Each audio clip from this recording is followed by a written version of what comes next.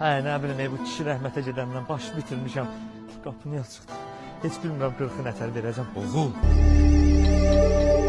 Ata? bilirəm. Mən öləndən sonra sizə əziyyət vermişəm. Halal xoşun olsun, heç bir əziyyət yoxdur.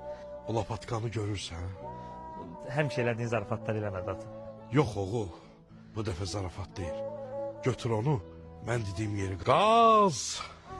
Qaz! Qaz heç gəlir oğul. Bu elə belə şeydir ata, düzəldəcəm onu. Qazıram da narahat olma. Qaz! Ay ata, bu vəsiyyət nədir? Bilirsən oğul, mən ölməmişdən bir ay qabaq apardım maşınımızı qoydum Brend Avtokritdə. 50.000 manat pul götürdüm. O pulu apardım Zəynan xeylaqlarıyla dağıtdım. Sadəcə olaraq can verəndə utandım sizə deməyə.